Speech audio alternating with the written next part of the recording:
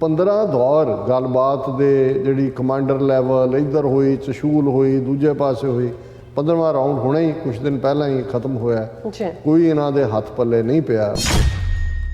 ਕਿਆ ਕਹਿਣੇ ਮੋਦੀ ਅਮਿਤ ਸ਼ਾਹ ਦੇ ਕਿ ਇਸ ਸਾਰੇ ਪੀਰੀਅਡ 'ਚ ਹਜ਼ਾਰਾਂ ਸਕੁਅਰ ਕਿਲੋਮੀਟਰ ਜ਼ਮੀਨ ਗਵਾ ਕੇ ਕਿੰਨੇ ਆਪਣੇ 20 ਤੋਂ ਜ਼ਿਆਦਾ ਸੋਲਜਰ ਮਰਵਾ ਕੇ ਕਿੰਨੇ ਜਿਹੜੇ ਨੇ ਪ੍ਰਿਜ਼ਨਰ ਆਫ ਵਾਰ ਬਣੇ, ਜਿਹੜੇ ਉਹਨਾਂ ਨੇ ਮੋੜ ਦਿੱਤੇ। ਇਹਨਾਂ ਦੇ ਮੂੰਹੋਂ ਨਹੀਂ ਨਿਕਲਿਆ ਕਿ ਚੀਨ ਨੇ ਸਾਡੇ 'ਤੇ ਹਮਲਾ ਕੀਤਾ। ਜਿਹੜਾ ਅਮਰੀਕਾ ਦਾ ਐਂਬੈਸਡਰ ਹੈ ਚਾਈਨਾ ਦਾ ਉਹਦੇ 'ਚ ਇੰਡੀਆ ਦੇ ਵਿੱਚ, ਉਹਦਾ ਕਿਤੇ ਮੈਂ ਇੰਟਰਵਿਊ ਦੇਖ ਰਿਹਾ ਸੀ, ਉਹਨੇ ਪੁੱਛਿਆ ਜਰਨਲਿਸਟ ਨੇ ਕਿ ਵੀ ਜਿਹੜਾ ਕਿਉਂ ਨਹੀਂ ਇਹ ਕਿਹਾ ਜਾਂਦਾ ਵੀ ਚਾਈਨਾ ਜਿਹੜਾ ਉਹ ਹਮਲਾਵਰ ਹੈ ਔਰ ਦੂਜਾ ਹੈ। ਉਹਨੇ ਕਿਹਾ ਜੀ ਭਾਰਤ ਨੇ ਸਾਨੂੰ ਮਨਾ ਕੀਤਾ ਕਹਿਣ ਤੋਂ। ਇੰਨਾ ਡਰ, ਇੰਨਾ ਖੌਫ।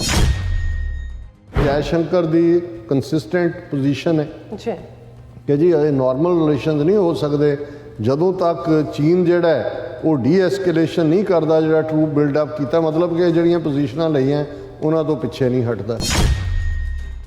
ਹੁਣ ਇਹ ਖਬਰ ਹੈ ਕਿ ਚਾਈਨਾ ਦੇ ਸਟੇਟ ਕਾਉਂਸਲਰ ਤੇ ਫੋਰਨ ਮਿਨਿਸਟਰ ਵਿੰਗ ਸ਼ੀ could visit India later this month, the first such visit by a Chinese official since the crisis along the line of actual control sparked by the Chinese military transgressions in April 2020.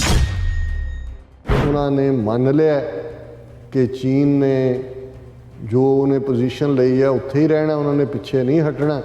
ਤੇ ਇਹਨਾਂ ਨੇ ਜਾ ਕੇ ਇਹ ਮੰਨ ਲਿਆ ਕਿ ਜੀ ਤੁਸੀਂ ਹਜ਼ੂਰ ਸਾਡੇ ਮਾਈ ਬਾਪ। Viewers welcome back to programme. So viewers ਹੁਣ ਆਪਾਂ ਗੱਲਬਾਤ ਕਰਨ ਜਾ ਰਹੇ ਹਾਂ ਭਾਰਤ ਤੇ ਚੀਨ ਦੇ ਹਵਾਲੇ ਨਾਲ ਕਿ ਭਾਰਤੀ ਮੀਡੀਆ ਰਿਪੋਰਟਾਂ ਅਨੁਸਾਰ ਚੀਨ ਦੇ ਫੋਰਨ ਮਿਨਿਸਟਰ ਮਾਰਚ ਮਹੀਨੇ ਦੇ ਅਖੀਰ ਵਿੱਚ ਭਾਰਤ ਦੇ ਦੌਰੇ ਤੇ ਆ ਸਕਦੇ ਹਨ। ਸਵਾਲ ਇਹ ਪੈਦਾ ਹੁੰਦਾ ਹੈ ਕਿ ਚੀਨ ਨਾਲ ਗੱਲਬਾਤ ਦੇ 15 ਦੌਰ ਫੇਲ ਹੋ ਚੁੱਕੇ ਹਨ।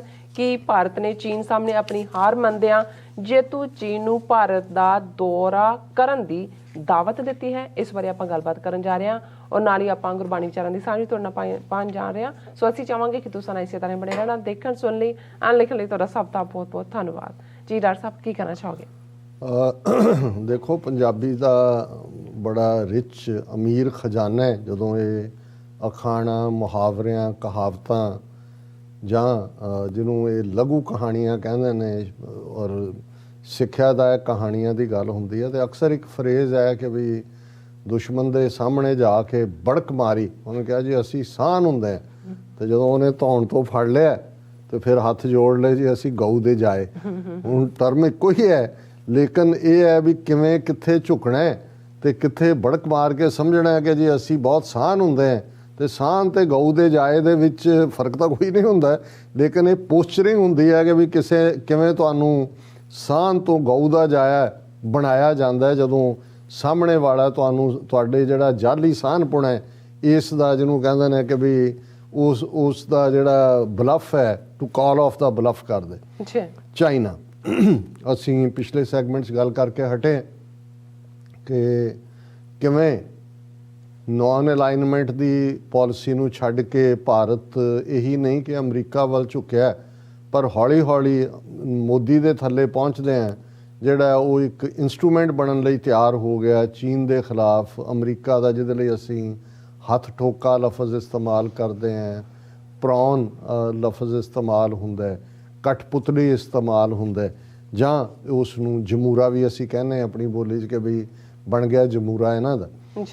ਹੁਣ ਉਹਦੇ 'ਚ ਦੋ ਚੀਜ਼ਾਂ ਦਾ ਧਿਆਨ ਰੱਖਣਾ ਜ਼ਰੂਰੀ ਹੁੰਦਾ ਕਿ ਭਾਈ ਪਹਿਲਾਂ ਆਪਣੀ ਔਕਾਤ ਦੇਖੋ ਕਿ ਵੀ ਜਿਹਦੇ ਬਾਰੇ ਫਿਰ ਅਕਸਰ ਇਹੀ ਹੈ ਕਿ ਭਾਈ ਜ਼ਾਤ ਦੀ ਕੋੜ ਕਿਰਲੀ ਤੇ ਸ਼ਤੀਰਾਂ ਨੂੰ ਜੱਫੇ। ਦੇਖੋ ਨਾ, ਇਹ ਵੀ ਹੈ ਕਿ ਜਿਹਨੂੰ ਹੁਣ ਤੁਸੀਂ ਦੇਖਿਆ ਹੋਏ ਕਿ ਭਾਈ ਇਹ ਹੈ ਕਿ ਹੁਣ ਉਹ ਇਹ ਸਮਝੇ ਕਿ ਵੀ ਮੈਂ ਸ਼ਤੀਰ ਨੂੰ ਢਾਹ ਲੈਣਾ, ਉਹ ਤਾਂ ਉਹਦੇ ਸਹਾਰੇ ਨਾਲ ਅਟਕੀ ਹੋਈ ਹੈ, ਲਟਕੀ ਹੋਈ ਹੈ।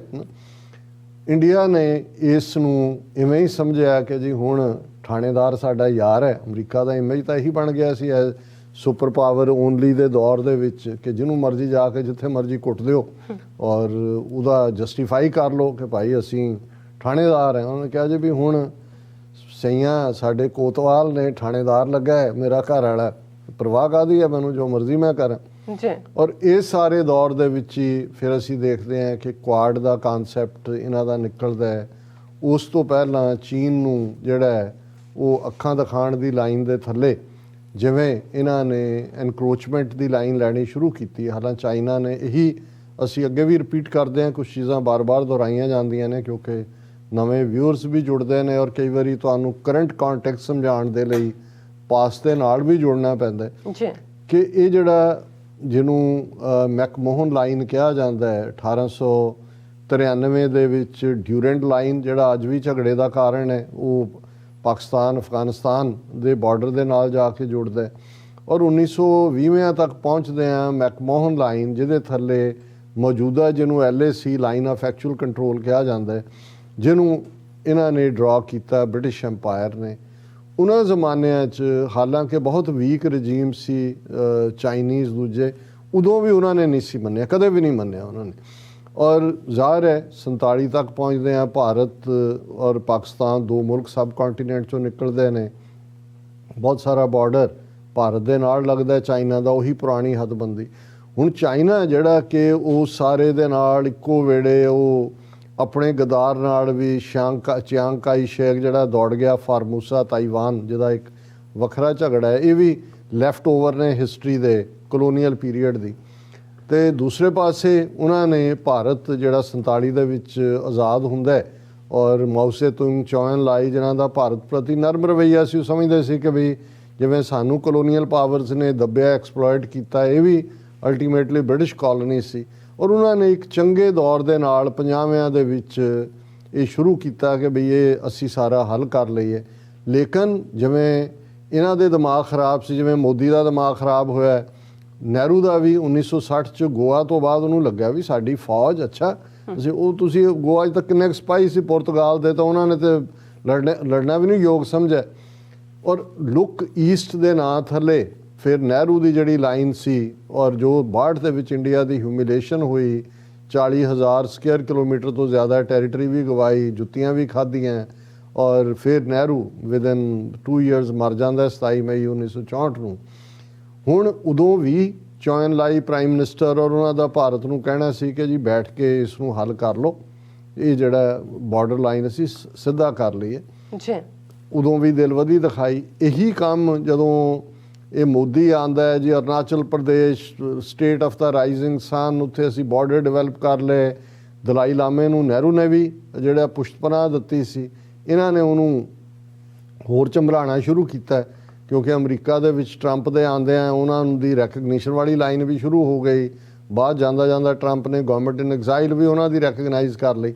ਹੁਣ ਇਸ ਦੌਰੇ ਦੇ ਵਿੱਚ ਚਾਈਨਾ ਨੇ ਜ਼ਰੂਰੀ ਸਮਝਿਆ, ਜਿਹਨੂੰ ਅੰਗਰੇਜ਼ੀ 'ਚ ਕਹਿੰਦੇ ਨੇ ਕਿ to put him in his place, ਕਿ ਇਹਨੂੰ ਹੁਣ ਜਿਹੜਾ ਟਿਕਾਣੇ 'ਤੇ ਰੱਖ ਦਿਓ ਜੋ ਇਹਨਾਂ ਦੀ ਆਨੇ ਵਾਲੀ ਥਾਂ ਹੈ। ਬਿਲਕੁਲ। ਔਰ ਉਹਦੇ 'ਚ ਗਲਵਾਨ 'ਚ ਜੂਨ 2020 'ਚ, ਔਰ ਫਿਰ ਅਸੀਂ ਦੂਸਰੇ ਹਾਲਾਂ ਉਸ ਤੋਂ 2 ਸਾਲ ਪਹਿਲਾਂ ਡੋਕਲਾਮ ਦੇ ਮਾਮਲੇ 'ਚ ਵੀ ਇੰਡੀਆ ਨੇ ਆਊਟ ਆਫ ਦਾ ਵੇ ਜਾ ਕੇ, ਉੱਥੇ ਕੋਈ ਭੂਟਾਨ ਨਾਲ ਬਾਰਡਰ ਨਹੀਂ ਲੱਗਦਾ ਹੈ, ਭੂਟਾਨ ਦਾ ਬਾਰਡਰ ਲੱਗਦਾ ਚਾਈਨਾ ਨਾਲ, ਇੰਡੀਆ ਦਾ ਨਹੀਂ ਲੱਗਦਾ ਹੈ ਡੋਕਲਾਮ।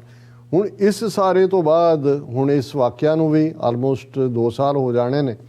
ਫਿਰ ਕੱਲਾ ਗੱਲ ਗਲਵਾਨ 'ਤੇ ਨਹੀਂ ਹੋਈ, ਪੈਂਗੋਂਗ ਸੋ ਲੇਕ, ਡੈਪਚੌਂਗ, ਡੈਪਸੌਂਗ, 5-6 ਥਾਵਾਂ 'ਤੇ ਉਹਨਾਂ ਨੇ ਈਸਟਰਨ ਲਦਾਖ ਔਰ ਦੂਸਰੇ ਅੱਗੇ ਐਡਵਾਂਸਮੈਂਟ ਕਰ ਲਈ, ਐਂਟਰੈਂਚਮੈਂਟ ਕਰ ਲਈ, ਡੋਕਲਾਮ 'ਚ ਪੱਕੇ ਤੌਰ 'ਤੇ ਬੈਠ ਗਏ। ਹੁਣ ਇੰਡੀਆ ਅਮਰੀਕਾ ਵੱਲ ਉਹਨਾਂ ਨੂੰ ਤਾਂ ਸੀ ਕਿ ਵੀ ਅਸੀਂ ਜਿਹੜਾ ਉਹ ਬੱਗੀ ਅੱਖੀ ਮਾਰੇ ਗਏ।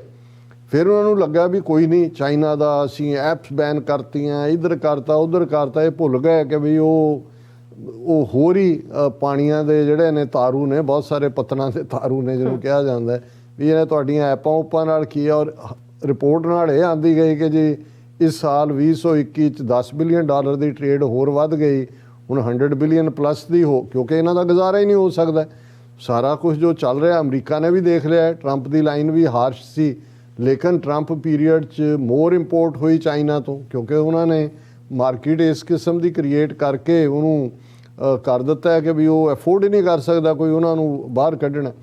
ਹੁਣ ਇਸ ਸਾਰੇ ਦੇ ਚੱਲਦਿਆਂ ਚਾਈਨਾ ਨੇ ਫਿਰ ਵੀ ਇਹਨਾਂ ਨੂੰ ਇਹ ਸਮਝਾਉਣ ਦੀ ਕੋਸ਼ਿਸ਼ ਕੀਤੀ। ਕੁਆਡ ਵਗੈਰਾ ਤਾਂ ਬਾਅਦ 'ਚ ਸਾਹਮਣੇ ਆਉਂਦਾ ਕਿ ਬਈ ਮਤ ਕਰੋ ਇਹ ਕੰਮ। ਹੁਣ 15 ਦੌਰ ਗੱਲਬਾਤ ਦੇ ਜਿਹੜੀ ਕਮਾਂਡਰ ਲੈਵਲ ਇੱਧਰ ਹੋਈ, ਚਸ਼ੂਲ ਹੋਈ, ਦੂਜੇ ਪਾਸੇ ਹੋਈ, 15ਵਾਂ ਰਾਊਂਡ ਹੁਣੇ ਹੀ ਕੁਛ ਦਿਨ ਪਹਿਲਾਂ ਹੀ ਖਤਮ ਹੋਇਆ। ਕੋਈ ਇਹਨਾਂ ਦੇ ਹੱਥ ਪੱਲੇ ਨਹੀਂ ਪਿਆ। ਔਰ ਜਿਹੜਾ ਇਹਨਾਂ ਦਾ ਔਰ ਜਿਹੜੀ ਇਸ ਸਾਰੇ ਦੀ ਇਹਨੂੰ ਟ੍ਰੈਵੈਸਿਟੀ ਕਹੋ, ਇਸ ਨੂੰ ਆਇਰਨੀ ਕਹੋ ਔਰ ਇਸ ਨੂੰ ਮਜ਼ਾਹੀਆ ਅੰਦਾਜ਼ ਕਹੋ ਵੀ ਕਿਆ ਕਹਿਣੇ ਮੋਦੀ ਅਮਿਤ ਸ਼ਾਹ ਦੇ ਕਿ ਇਸ ਸਾਰੇ ਪੀਰੀਅਡ 'ਚ ਹਜ਼ਾਰਾਂ ਸਕੁਅਰ ਕਿਲੋਮੀਟਰ ਜ਼ਮੀਨ ਗਵਾ ਕੇ ਕਿੰਨੇ ਆਪਣੇ 20 ਤੋਂ ਜ਼ਿਆਦਾ ਸੋਲਜਰ ਮਰਵਾ ਕੇ ਕਿੰਨੇ ਜਿਹੜੇ ਨੇ ਪ੍ਰਿਜ਼ਨਰ ਆਫ ਵਾਰ ਬਣੇ ਜਿਹੜੇ ਉਹਨਾਂ ਨੇ ਮੋੜ ਦਿੱਤੇ। ਇਹਨਾਂ ਦੇ ਮੂੰਹੋਂ ਨਹੀਂ ਨਿਕਲਿਆ ਕਿ ਚੀਨ ਨੇ ਸਾਡੇ ਤੇ ਹਮਲਾ ਕੀਤਾ ਜਾਂ ਚੀਨ ਅਮਰੀਕਾ ਤੋਂ ਹੋ ਗਿਆ ਇੰਟੀਮੀਡੇਟਿੰਗ ਇਹ ਉਹ। ਔਰ ਜਿਹੜਾ ਅਮਰੀਕਾ ਦਾ ਐਂਬੈਸਡਰ ਹੈ ਚਾਈਨਾ ਦਾ ਉਹਦੇ 'ਚ ਇੰਡੀਆ ਦੇ ਵਿੱਚ ਉਹਦਾ ਕਿਤੇ ਮੈਂ ਇੰਟਰਵਿਊ ਦੇਖ ਰਿਹਾ ਸੀ, ਉਹਨੇ ਪੁੱਛਿਆ ਜਰਨਲਿਸਟ ਨੇ ਕਿ ਵੀ ਜਿਹੜਾ ਕਿਉਂ ਨਹੀਂ ਇਹ ਕਿਹਾ ਜਾਂਦਾ ਵੀ ਚਾਈਨਾ ਜਿਹੜਾ ਉਹ ਹਮਲਾਵਰ ਹੈ ਔਰ ਦੂਜਾ ਹੈ। ਉਹਨੇ ਕਿਹਾ ਜੀ ਭਾਰਤ ਨੇ ਸਾਨੂੰ ਮਨਾ ਕੀਤਾ ਕਹਿਣ ਤੋਂ। ਇੰਨਾ ਡਰ ਇੰਨਾ ਖੌਫ ਔਰ ਫਿਰ ਇਹਦੇ ਬਾਵਜੂਦ ਇਹ ਜਿਹੜੀ ਬੜਕ ਹੁੰਦੀ ਹੈ ਜੇ ਅਸੀਂ ਸਾਨ ਹੁੰਦੇ ਹਾਂ। ਜੈ ਸ਼ੰਕਰ ਨੇ ਪਿਛਲੇ ਦਿਨਾਂ ਜਦੋਂ ਉਹਨਾਂ ਨੂੰ ਪੁੱਛਿਆ ਗਿਆ ਕਿ ਜੀ ਕੀ ਚਾਈਨਾ ਨਾਲ ਤੁਹਾਡੇ ਨਾਰਮਲ ਰਿਲੇਸ਼ਨ ਹੋਣਗੇ ਤੇ ਉਹਦੇ 'ਚ ਜੈ ਸ਼ੰਕਰ ਨੇ ਕਿਹਾ ਸੀ ਕਿ ਜੀ if the Modi government accepts the proposal for the visit it would mark a shift in its stand articulated by External Affairs Minister S. Jaishankar that there can be no business as usual between the two countries until there is complete disengagement and de-escalation of the massive troop built up along the line of actual control. ਹੁਣ ਇਹ ਜੈਸ਼ੰਕਰ ਦੀ consistent position ਹੈ ਕਿ ਜੀ ਇਹ normal relations ਨਹੀਂ ਹੋ ਸਕਦੇ ਜਦੋਂ ਤੱਕ ਚੀਨ ਜਿਹੜਾ ਹੈ ਉਹ ਡੀ-ਐਸਕੇਲੇਸ਼ਨ ਨਹੀਂ ਕਰਦਾ, ਜਿਹੜਾ ਟਰੂਪ ਬਿਲਡਅਪ ਕੀਤਾ, ਮਤਲਬ ਕਿ ਜਿਹੜੀਆਂ ਪੋਜੀਸ਼ਨਾਂ ਲਈਆਂ ਉਹਨਾਂ ਤੋਂ ਪਿੱਛੇ ਨਹੀਂ ਹਟਦਾ। ਹੁਣ ਇਹ ਪੋਜੀਸ਼ਨ ਦੇਖ ਲਓ। ਔਰ ਹੁਣ ਤੁਸੀਂ ਖਬਰ ਜਿਹੜੀ ਮੈਂ ਡਿਸਕਸ ਕਰਨ ਲੱਗਾ, India China in talks over foreign minister Wang Yi's visit month end visit could mark turn around in relations between the neighbors। ਹੁਣ ਇਹ ਖਬਰ ਹੈ ਕਿ ਚਾਈਨਾ ਦੇ ਸਟੇਟ ਕਾਉਂਸਲਰ ਤੇ ਫੋਰਨ ਮਿਨਿਸਟਰ ਵਿੰਗ ਸ਼ੀ could visit India later this month, the first such visit by a Chinese official since the crisis along the line of actual control sparked by the Chinese military transgressions in April 2020। ਹੁਣ ਹਾਲਾਂ ਇਹ ਖਬਰ ਅਜੇ ਆਇਆ ਤਾਂ ਨਹੀਂ ਹੈ ਲੇਕਿਨ ਇਸ ਤੋਂ ਇੰਡੀਕੇਸ਼ਨ ਹੈ। ਔਰ ਕਿਉਂਕਿ ਚਾਈਨੀਜ਼ ਮੀਡੀਆ 'ਚ ਵੀ ਸੀ ਆਲਰੇਡੀ ਚਾਈਨੀਜ਼ ਫੋਰਨ ਮਿਨਿਸਟਰ ਵੈਂਗ ਯੀ ਨੇ 26 ਮਾਰਚ ਨੂੰ ਨੇਪਾਲ ਜਾਣਾ ਹੈ, ਫਿਰ ਉਸ ਦਾ ਜਿਹੜਾ ਪਾਕਿਸਤਾਨ ਦਾ ਵੀ ਦੌਰਾ ਉਹਦੇ ਨਾਲ ਜੁੜ ਰਿਹਾ ਹੈ। ਔਰ ਇਸ ਗੱਲ ਦਾ ਧਿਆਨ ਰਹੇ ਕਿ ਚਾਈਨਾ ਇਸ ਵਾਰ ਜਿਹੜੀ ਬ੍ਰਿਕਸ ਇਹਨਾਂ ਦੀ ਆਰਗੇਨਾਈਜੇਸ਼ਨ ਹੈ ਜਿਹਦੇ 'ਚ ਬ੍ਰਾਜ਼ੀਲ ਹੈ, ਰਸ਼ੀਆ ਹੈ, ਇੰਡੀਆ ਹੈ, ਚਾਈਨਾ ਹੈ ਔਰ ਸਾਊਥ ਅਫਰੀਕਾ ਉਹਦਾ ਵੀ ਹੈਡ ਹੈ, ਉਹ ਵੀ ਕਿਤੇ ਨਾ ਕਿਤੇ ਮੀਟਿੰਗ ਹੋਣੀ ਹੈ। ਸੋ ਜੇ ਇਹ ਹੁੰਦੀ ਹੈ ਪੋਸੀਬਲ, ਜਿਹੜੀ ਲੱਗਦਾ ਹੈ ਕਿ ਜਦੋਂ ਇਸ ਲੈਵਲ ਤੇ ਗੱਲ ਆ ਜਾਏ ਆਲਰੇਡੀ ਨੈਗੋਸ਼ੀਏਸ਼ਨ ਚੱਲ ਰਹੀ ਹੈ, ਫਿਰ ਭਾਰਤ ਦੇ ਉੱਤੇ ਇਹ ਗੱਲ ਬਿਲਕੁਲ ਠੀਕ ਢੁਕੇਗੀ ਕਿ ਉਹਨਾਂ ਨੇ ਮੰਨ ਲਿਆ ਕਿ ਚੀਨ ਨੇ ਜੋ ਉਹਨੇ ਪੋਜੀਸ਼ਨ ਲਈ ਹੈ ਉੱਥੇ ਹੀ ਰਹਿਣਾ, ਉਹਨਾਂ ਨੇ ਪਿੱਛੇ ਨਹੀਂ ਹਟਣਾ। ਤੇ ਇਹਨਾਂ ਨੇ ਜਾ ਕੇ ਇਹ ਮੰਨ ਲਿਆ ਕਿ ਜੀ ਤੁਸੀਂ ਹਜ਼ੂਰ ਸਾਡੇ ਮਾਈ ਬਾਪ, ਅਸੀਂ ਉਹੀ ਹੈ ਜੋ ਪਹਿਲਾਂ ਹੁੰਦੇ ਸੀ, ਜਿਹੜੇ ਵਿੱਚ ਵਿਚਾਲੇ ਸਾਡਾ ਫਤੂਰ ਸੀ ਉਹ ਸਾਡਾ ਜਾਂਦਾ ਲੱਗਾ। ਤੇ ਫਿਰ ਕੋਈ ਹੋਰ ਪੰਜਾਬੀ ਕਿਸੇ ਖੂੰਜੇ 'ਚ ਬਹਿ ਕੇ ਇਹ ਕਹੇਗਾ ਵੀ ਇਹਨਾਂ ਦਾ ਹਾਲ ਦੇਖ ਲਓ ਕਿ 100 ਗੰਢੇ ਵੀ ਖਾਧੇ ਤੇ 100 ਜੁੱਤੀਆਂ ਵੀ ਖਾਧੀਆਂ। ਹੁਣ ਇਹ ਜਦੋਂ ਮਾਰਚ ਐਂਡ 'ਚ ਆਏਗਾ ਇਹ ਫਿਰ ਹੁਣ ਬਾਕੀ ਅਖਾਣ ਅਸੀਂ ਉਦੋਂ ਲਈ ਰਿਜ਼ਰਵ ਰੱਖ ਲੈਂਦੇ। ਔਰ ਅਖੀਰ 'ਚ ਅਸੀਂ ਜਿਵੇਂ ਅੱਜ ਦਾ ਵਿਚਾਰਦੇ ਹਾਂ, ਸ੍ਰੀ ਰਾਗ ਦੀ ਬਾਣੀ ਚੱਲ ਰਹੀ ਹੈ, ਤੀਸਰੇ ਪਾਤਸ਼ਾਹ ਗੁਰੂ ਅਮਰਦਾਸ ਜੀ ਦਾ ਸ਼ਬਦ ਹੈ, ਹਰ ਭਗਤਾਂ ਹਰ ਧਨ ਰਾਸ ਹੈ, ਗੁਰ ਪੂਛ ਕਰੈ ਵਾਪਾਰ, ਹਰ ਨਾਮ ਸਲਾਹਨ ਸਦਾ ਸਦਾ, ਵਖਰ ਹਰ ਨਾਮ ਆਧਾਰ, ਗੁਰ ਪੂਰੈ ਹਰ ਨਾਮ ਦ੍ਰਿੜਾਇਆ, ਗੁਰ ਪੂਰੈ ਹਰ ਨਾਮ ਦ੍ਰਿੜਾਇਆ, ਹਰ ਭਗਤਾਂ ਅਤੁੱਟ ਭੰਡਾਰ, ਭਾਈ ਰੇ ਇਸ ਮਨ ਕੋ ਸਮਝਾਏ, ਇਹ ਮਨ ਆਲਸ ਕਿਆ ਕਰੇ, ਗੁਰਮੁਖ ਨਾਮ ਧਿਆਏ ਰਹਾਓ। ਜਿਵੇਂ ਰਹਾਓ ਦੀ ਤੁਕ ਸ਼ਬਦ ਦਾ ਕੇਂਦਰੀ ਭਾਵ ਹੁੰਦਾ ਹੈ, ਸੈਂਟਰਲ ਆਈਡੀਆ ਹੁੰਦਾ ਹੈ, ਫਿਰ ਉਵੇਂ ਹੀ ਪਿਆਰ ਦੇ ਨਾਲ ਮਨੁੱਖ ਨੂੰ, ਇਨਸਾਨ ਨੂੰ ਸਮਝਾਇਆ, ਭਾਈ ਰੇ, ਹੇ ਮੇਰੇ ਵੀਰ, ਹੇ ਮੇਰੇ ਭਰਾ, ਹੇ ਭਾਜੀ, ਭਾਈ ਰੇ ਇਸ ਮਨ ਕੋ ਸਮਝਾਏ, ਕਿ ਇਹ ਮਨ ਨੂੰ ਸਮਝਾ, ਇਸ ਮਨ ਨੂੰ ਇਹ ਗੱਲ ਮਤ ਦੇ ਕਿ ਇਹ ਮਨ ਆਲਸ ਕਿਆ ਕਰੇ, ਕਿ ਹੇ ਮੇਰੇ ਮਨ ਤੂੰ ਆਲਸੀ ਕਿਉਂ ਹੁੰਦਾ ਜਾਂਦਾ ਹੈ, ਗੁਰਮੁਖ ਨਾਮ ਤੇ ਆਏ, ਤੂੰ ਗੁਰਮੁਖ ਬਣ, ਉੱਠ, ਉਦਮ ਕਰ, ਆਪਣੇ ਜੀਵਨ ਦੇ ਵਿੱਚ ਰੱਬ ਦੀ ਯਾਦ ਨੂੰ, ਰੱਬ ਦੇ ਨਾਂ ਨੂੰ ਲਿਆ, ਉਸ ਦੇ ਨਾਮ ਨੂੰ ਧਿਆਓ, ਕਿਉਂਕਿ ਹਰ ਭਗਤਾਂ ਹਰ ਧਨ ਰਾਸ ਹੈ, ਗੁਰ ਪੂਛ ਕਰੈ ਵਾਪਾਰ। ਜਿਹੜੇ ਰੱਬ ਦੇ ਬੰਦੇ ਨੇ, ਰੱਬ ਦੇ ਭਗਤ ਨੇ, ਉਹਨਾਂ ਦੀ ਕੈਪੀਟਲ, ਉਹਨਾਂ ਦੀ ਰਾਸ ਪੂੰਜੀ ਰੱਬ ਦਾ ਨਾਮ ਹੈ, ਨਾਮ ਦਾ ਧਨ ਹੈ। ਉਹ ਗੁਰੂ ਤੋਂ ਮੱਤ ਲੈ ਕੇ ਜਿਹੜਾ ਇਸ ਨਾਮ ਧਨ ਦਾ ਵਪਾਰ ਕਰਦੇ ਨੇ। ਇਸ ਦਾ ਮਤਲਬ ਹੀ ਇਹ ਹੈ ਕਿ ਗੁਰੂ ਦੀ ਮੱਤ ਦੇ ਅਨੁਸਾਰ ਜੀਵਨ ਜਿਉਣਾ ਤੇ ਨਾਮ ਦੇ ਧਨ ਨੂੰ, ਕਿਉਂਕਿ ਥਾਂ ਥਾਂ ਇਹ ਕਿਹਾ ਕਿ ਭਾਈ ਇਹ ਉਹ ਧਨ ਹੈ ਕਿ ਜਿਸ ਨੂੰ ਨਾ ਚੋਰ ਚੁਰਾ ਸਕਦਾ, ਅਗਨ ਨਾ ਦਹਿ, ਪਵਨ ਨਹੀਂ ਮਗਨ, ਤਸਕਰ ਨੇਰ ਨਾ ਆਵੇ, ਰਾਮ ਨਾਮ ਧਨ ਕਰ ਸੰਚਾਉਣੀ, ਸੋ ਧਨ ਕਤਹੂ ਨਾ ਜਾਵੇ। ਕਿ ਇਹਨੂੰ ਅੱਗ ਸਾੜ ਨਹੀਂ ਸਕਦੀ, ਹਵਾ ਉਡਾ ਨਹੀਂ ਸਕਦੀ, ਚੋਰ ਇਹਦੀ ਚੋਰੀ ਨਹੀਂ ਕਰ ਸਕਦਾ। ਇਸ ਧਨ ਨੂੰ ਇਕੱਠਾ ਕਰ। ਸੋ ਗੁਰ ਪੂਛ ਕਰੈ ਵਾਪਾਰ, ਹਰ ਨਾਮ ਸਲਾਹਨ ਸਦਾ ਸਦਾ, ਵੱਖਰ ਹਰ ਨਾਮ ਆਧਾਰ। ਕਿ ਉਸ ਵਾਹਿਗੁਰੂ ਨੂੰ ਹਮੇਸ਼ਾ ਯਾਦ ਰੱਖੋ ਔਰ ਇਹੀ ਲੱਗੇ ਕਿ ਬਈ ਇਹੀ ਨਾਮ ਦਾ ਆਧਾਰ ਸਾਡਾ ਜਿਹੜਾ ਹੈ, ਇਹ ਸਾਡੀ ਅਸਲ ਰਾਸ ਪੂੰਜੀ ਹੈ। ਗੁਰ ਪੂਰੈ ਹਰ ਨਾਮ ਦ੍ਰਿੜਾਇਆ, ਹਰ ਭਗਤਾਂ ਅਤੁੱਟ ਭੰਡਾਰ। ਕਿ ਪੂਰੇ ਗੁਰੂ ਨੇ ਰਹਿਮਤ ਕਰਕੇ ਮੈਨੂੰ ਵਾਹਿਗੁਰੂ ਦਾ ਨਾਮ ਦ੍ਰਿੜ ਕਰਵਾ ਦਿੱਤਾ ਹੈ, ਹਰੀ ਦਾ ਨਾਮ ਦ੍ਰਿੜ ਕਰਾ ਦਿੱਤਾ ਹੈ।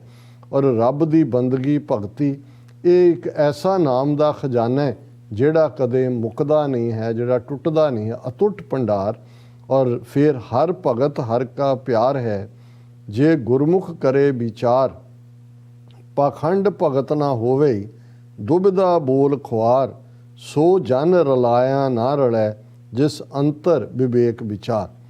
ਹਰ ਭਗਤ ਹਰ ਕਾ ਪਿਆਰ ਹੈ ਕਿ ਗੁਰਮੁਖ ਜੇ ਇਸ ਨੂੰ ਆਪਣੇ ਮਨ ਦੇ ਨਾਲ, ਵਿਵੇਕ ਦੇ ਨਾਲ ਵਿਚਾਰ ਕਰੇਗਾ ਤੇ ਇਸ ਗੱਲ ਨੂੰ ਸਮਝੇਗਾ ਕਿ ਰੱਬ ਦੀ ਭਗਤੀ ਦੇ ਵਿੱਚ ਜੁੜਨਾ, ਰੱਬ ਦੇ ਪਿਆਰ ਨੂੰ ਹਾਸਲ ਕਰਨਾ ਹੈ। ਔਰ ਇਹ ਸੱਚ ਦਾ ਰਸਤਾ ਹੈ, ਸੱਚ ਦੇ ਨਾਲ, ਮੁਹੱਬਤ ਦੇ ਨਾਲ, ਦਿਲੋਂ ਮੁਹੱਬਤ ਜਿਨ ਸਹੀ ਸੱਚਿਆ, ਇਸ ਭਾਵਨਾ ਦੇ ਨਾਲ ਰੱਬ ਨਾਲ ਜੁੜਨਾ ਹੈ। ਪਖੰਡ ਭਗਤ ਨਾ ਹੋਵੇ। ਜੇ ਮਨ ਦੇ ਅੰਦਰ ਪਖੰਡ ਹੈ, ਮਨ ਹੋਰ ਮੁਖ ਹੋਰ ਹੈ, ਉਹੀ ਪਖੰਡ ਹੁੰਦਾ ਹੈ। ਦੁਬਿਧਾ ਬੋਲ ਖੁਆਰ, ਫਿਰ ਤੁਸੀਂ ਦੁਬਿਧਾ ਦੇ ਵਿੱਚ ਫਸੇ ਹੋਏ, ਜਿਹਨੂੰ ਕਬੀਰ ਸਾਹਿਬ ਨੇ ਕਿਤੇ ਕਿਹਾ ਕਿ ਦੁਬਿਧਾ ਮੇਂ ਦੋਨੋਂ ਗਏ, ਮਾਇਆ ਮਿਲੀ ਨਾ ਰਾਮ। ਨਾ ਮਾਇਆ ਵੱਲ ਹੋਏ, ਨਾ ਰਾਮ ਵੱਲ ਹੋਏ, ਰੱਬ ਵੱਲ ਹੋਏ। ਤੇ ਜਿਹੜਾ ਇਸ ਪਾਸੇ ਤੁਰ ਪੈਂਦਾ ਹੈ ਸੱਚ ਦੇ ਨਾਲ, ਅੰਦਰੋਂ ਮੁਹੱਬਤ ਹਕੀਕੀ, ਇਸ਼ਕ ਹਕੀਕੀ ਦੇ ਨਾਲ, ਸੋ ਜਨ ਰਲਾਇਆ ਨਾ ਰਲੇ, ਉਹ ਫਿਰ ਦੁਨੀਆਦਾਰਾਂ ਦੇ ਵਿੱਚ ਰਲਦਾ ਨਹੀਂ ਹੈ। ਜਿਸ ਅੰਤਰ ਵਿਵੇਕ ਵਿਚਾਰ, ਵਿਵੇਕ ਹੁੰਦਾ ਹੈ ਜਿੱਥੇ ਤੁਸੀਂ ਠੀਕ ਤੇ ਗਲਤ ਦੀ ਪਰਖ ਕਰ ਸਕਦੇ ਹੋ। ਤੇ ਰੂਹਾਨੀਅਤ ਦੇ ਰਸਤੇ ਵਾਲਿਆਂ ਨੂੰ ਇਹ ਸਮਝ ਆ ਜਾਂਦਾ ਹੈ ਕਿ ਕਿੱਥੇ ਮਾਇਆ ਦੀ ਖੇਡ ਹੈ, ਕਿੱਥੇ ਉਹਨਾਂ ਨੇ ਬਚਣਾ ਤੇ ਕਿੱਥੇ ਉਹਨਾਂ ਨੇ ਆਪਣਾ ਹਰ ਪਲ ਲਾਣਾ ਹੈ, ਕਿੱਥੇ ਪ੍ਰੀਤ ਨਿਭਾਣੀ ਹੈ। ਸੋ ਸੇਵਕ ਹਰ ਆਖੀ ਹੈ, ਜੋ ਹਰ ਰਾਖੈ ਉਰ ਧਾਰ, ਮਨ ਤਨ ਸੌਂਪੈ ਆਗੈ ਧਰੇ, ਹਉਮੈ ਵਿੱਚੋਂ ਮਾਰ, ਧਨ ਗੁਰਮੁਖ ਸੋ ਪ੍ਰਵਾਨ ਹੈ, ਜੇ ਕਦੇ ਨਾ ਆਵੇ ਹਾਰ। ਸੋ ਸੇਵਕ ਹਰ ਆਖੀ ਹੈ, ਉਹੀ ਰੱਬ ਦਾ ਸੇਵਕ ਕਹਾਣ ਦਾ ਹੱਕ ਰੱਖਦਾ ਹੈ, ਜੋ ਹਰ ਰਾਖੈ ਉਰ ਹੁੰਦਾ ਹੈ ਦਿਲ, ਜਿਹੜਾ ਰੱਬ ਦੀ ਯਾਦ ਨੂੰ ਹਮੇਸ਼ਾ ਆਪਣੇ ਸੀਨੇ ਦੇ ਵਿੱਚ ਰੱਖਦਾ ਹੈ, ਆਪਣੇ ਦਿਲ ਦੇ ਵਿੱਚ ਰੱਖਦਾ ਹੈ। ਮਨ ਤਨ ਸੌਂਪੈ ਆਗਿਆ ਧਰੈ, ਉਹ ਉਸ ਰੱਬ ਦੇ ਅੱਗੇ ਆਪਣਾ ਮਨ ਤੇ ਤਨ, ਆਪਣਾ ਜੀਓ ਪਿੰਡ ਸਭ ਕੁਝ ਉਹਦੇ ਹਵਾਲੇ ਕਰਦਾ ਹੈ, ਇਹ ਕਹਿ ਕੇ ਕਿ ਜੀਓ ਪਿੰਡ ਸਭ ਤੇਰੀ ਰਾਸ, ਇਹ ਤੇਰਾ ਹੀ ਹੈ ਸਾਰਾ। ਹਉਮੈ ਵਿੱਚੋਂ ਮਾਰ, ਜਦੋਂ ਤੁਸੀਂ ਤਨ ਮਨ ਗੁਰੂ ਦੇ ਅੱਗੇ, ਰੱਬ ਦੇ ਅੱਗੇ ਰੱਖ ਦਿੰਦੇ ਹੋ, ਫਿਰ ਤੁਹਾਡੇ ਅੰਦਰ ਮੈਂ, ਅਹਮ, ਈਗੋ, ਹਉਮੈ ਇਹ ਮਰ ਜਾਂਦੀ ਹੈ। ਧਨ ਗੁਰਮੁਖ ਸੋ ਪ੍ਰਵਾਨ ਹੈ। ਗੁਰੂ ਸਾਹਿਬ ਕਹਿੰਦੇ ਨੇ ਕਿ ਧਨ ਨੇ ਉਹ ਗੁਰਮੁਖ ਜਿਹੜੇ ਇਵੇਂ ਆਪਾ ਮਾਰ ਕੇ ਤਨ ਮਨ ਗੁਰੂ ਦੇ ਅੱਗੇ ਰੱਖ ਦਿੰਦੇ ਨੇ ਰੱਬ ਦੇ, ਤੇ ਉਸ ਦੇ ਦਰ ਤੇ ਪ੍ਰਵਾਨ ਚੜ੍ਹਦੇ ਨੇ, ਜੇ ਕਦੇ ਨਾ ਆਵੇ ਹਾਰ। ਫਿਰ ਉਹ ਕਿਸੇ ਮੈਦਾਨ ਦੇ ਵਿੱਚੋਂ ਹਾਰ ਕੇ ਨਹੀਂ ਪਰਤਦੇ, ਕਿਉਂਕਿ ਉਹਨਾਂ ਦੇ ਨਾਲ ਉਹ ਵਾਹਿਗੁਰੂ ਹੁੰਦਾ ਹੈ। ਤੇ ਜਾਂ ਤੂੰ ਮੇਰੇ ਵੱਲ ਹੈ ਤਾਂ ਕਿਆ ਮੋਛੰਦਾ, ਤੁਧ ਸਭ ਕੁਛ ਮੈਨੂੰ ਸੌਂਪਿਆ, ਜਾਂ ਤੇਰਾ ਬੰਦਾ। ਜਦੋਂ ਤੁਸੀਂ ਉਹਦੇ ਬੰਦੇ ਬਣ ਜਾਂਦੇ ਹੋ ਤੇ ਫਿਰ ਇਹੀ ਹੁੰਦਾ ਹੈ, ਕਬੀਰ ਜੇ ਤੂੰ ਮੇਰਾ ਹੋਏ ਰਹੇ, ਸਭ ਜਗ ਤੇਰਾ ਹੋਏ। ਤਾਂ ਅਖੀਰ 'ਚ ਤੀਸਰੇ ਨਾਨਕ ਗੁਰੂ ਅਮਰਦਾਸ ਜੀ ਫਰਮਾਉਂਦੇ ਨੇ, ਕਰਮ ਮਿਲੈ ਤਾਂ ਪਾਈ ਹੈ, ਵਿਣ ਕਰਮੈ ਪਾਇਆ ਨਾ ਜਾਏ, ਲੱਖ 84 ਤਰਸ ਦੇ, ਜਿਸ ਮੇਲੇ सो मिलै हर आए, नानक गुरमुख हर पाया, सदा हर नाम समाए। करम मिले, हुण ये करम है फारसी का लफज, इसका मतलब है बख्शिश, ग्लैंस, ग्रेस, ब्लैसिंग जी कि करम मिलै तां पाईए। ये हालत, ये अवस्था गुरमुख बनने वाली ਤਾਂ ਹੀ ਪ੍ਰਾਪਤ ਹੁੰਦੀ ਹੈ ਜੇ ਵਾਹਿਗੁਰੂ ਦਾ ਕਰਮ ਹੋਏ, ਵਾਹਿਗੁਰੂ ਦੀ ਬਖਸ਼ਿਸ਼ ਹੋਏ। ਵਿਣ ਕਰਮੈ ਪਾਇਆ ਨਾ ਜਾਏ, ਬਿਨਾਂ ਉਸ ਦੇ ਬਖਸ਼ਿਸ਼ ਤੋਂ ਇਸ ਅਵਸਥਾ ਨੂੰ ਹਾਸਲ ਨਹੀਂ ਕਰ ਸਕਦੇ। 184 ਤਰਸਦੇ, ਕਈ ਯਤਨ ਕਰਦੇ ਨੇ ਕਿ ਭਾਈ ਸਾਡੀ ਵਾਹਿਗੁਰੂ ਦੇ ਨਾਲ ਮੁਹੱਬਤ ਹੋਏ, ਕੁਰਬਤ ਹੋਏ। ਜਿਸ ਮੇਲੇ ਸੋ ਮਿਲਿਆ ਹਾਰਾ, ਇਹ ਰੱਬ ਦੇ ਹੱਥ ਹੈ ਕਿ ਕਿਹਨੂੰ ਉਹਨੇ ਜਿਹੜਾ ਆਪਣੇ ਨੇੜੇ ਕਰਨਾ ਹੈ, ਆਪਣਾ ਪਿਆਰ ਦੇਣਾ ਹੈ। ਨਾਨਕ ਗੁਰਮੁਖ ਹਰ ਪਾਇਆ। ਤੀਸਰੇ ਨਾਨਕ ਫਰਮਾਉਂਦੇ ਨੇ ਗੁਰੂ ਅਮਰਦਾਸ ਕਿ ਭਾਈ ਉਸ ਗੁਰਮੁਖ ਨੂੰ ਰੱਬ ਮਿਲ ਜਾਂਦਾ ਹੈ ਜਿਹੜਾ ਉਸ ਦੀ ਰਜ਼ਾ, ਉਸ ਦੇ ਕਰਮ ਦਾ ਜਿਹੜਾ ਉਹ ਹੱਕਦਾਰ ਹੁੰਦਾ। ਸਦਾ ਹਰ ਨਾਮ ਸਮਾਏ, ਤੇ ਉਹ ਹਮੇਸ਼ਾ ਹੀ ਰੱਬ ਦੀ ਯਾਦ ਦੇ ਵਿੱਚ ਸਮਾ ਜਾਂਦੇ ਨੇ। ਉਹ ਇੱਕ ਜੋਤ ਹੋ ਜਾਂਦੇ ਨੇ ਤੇ ਉਹਨਾਂ ਦੀ ਹਾਲਤ ਜਿਉਂਦੇ ਜੀ ਇਵੇਂ ਹੁੰਦੀ ਹੈ ਕਿ ਸੂਰਜ ਕਿਰਨ ਮਿਲੇ, ਜਲ ਕਾ ਜਲ ਹੁਆ ਰਾਮ। ਇਹ ਮਰਨ ਤੋਂ ਬਾਅਦ ਨਾਲ ਹੀ ਨਹੀਂ ਹੈ, ਜਿਉਂਦੇ ਜੀ ਉਹ ਇਵੇਂ ਹੀ ਨੇ ਜਿਵੇਂ ਸੂਰਜ ਦੇ ਵਿੱਚ ਉਸ ਦੀਆਂ ਕਿਰਨਾਂ ਓਤ-ਪ੍ਰੋਤ ਹੁੰਦੀਆਂ ਨੇ, ਇਵੇਂ ਉਹ ਵਾਹਿਗੁਰੂ ਦੇ ਵਿੱਚ ਆਪਣਾ ਆਪਾ ਰੱਖ ਦਿੰਦਾ। ਜੀ ਡਾਕਟਰ ਸਾਹਿਬ, ਤੁਹਾਡਾ ਬਹੁਤ ਬਹੁਤ ਸ਼ੁਕਰੀਆ, ਤੁਸੀਂ ਆਪਣੇ ਵਿਚਾਰ ਸਾਡੇ ਦਰਸ਼ਕਾਂ ਨਾਲ ਸਾਂਝੇ ਕੀਤੇ ਨੇ। ਸੋ ਇਸ ਤਰ੍ਹਾਂ ਆਪਣੇ ਵਿਊਅਰਸ ਕੋਲ ਨੇ ਇਜਾਜ਼ਤ। ਵਿਊਅਰਸ, ਸਾਡੇ ਪ੍ਰੋਗਰਾਮ ਦਾ ਸਮਾਂ ਇੱਥੇ ਸਮਾਪਤ ਹੁੰਦਾ। ਤੁਸੀਂ ਆਪਣੀ ਰਾਏ ਤੇ ਸੁਝਾਅ ਸਾਨੂੰ ਭੇਜਣਾ ਭੁੱਲਣਾ ਸਾਡੇ ਇਸ ਪਤੇ ਤੇ SOS@tvreports.tv ਤੇ ਅਸੀਂ ਆਪਣਾ ਪ੍ਰੋਗਰਾਮ ਲੈ ਕੇ ਫਿਰ ਦੁਬਾਰਾ ਤੁਹਾਡੇ ਰੂਬਰੂ ਹੋਵਾਂਗੇ। ਤਦ ਤੱਕ ਲਈ ਮੈਨੂੰ ਤੇ ਆਪਣਾ ਸੁਣਾ ਗਿਆ ਦੋ। ਦੇਖਦੇ ਰਹੋ TV 4। ਬੁਲਾ ਦਿਓ ਫਤਿਹ। ਵਾਹਿਗੁਰੂ ਜੀ ਕਾ ਖਾਲਸਾ, ਵਾਹਿਗੁਰੂ ਜੀ ਕੀ ਫਤਿਹ। ਰੱਬ ਰਾਖਾ।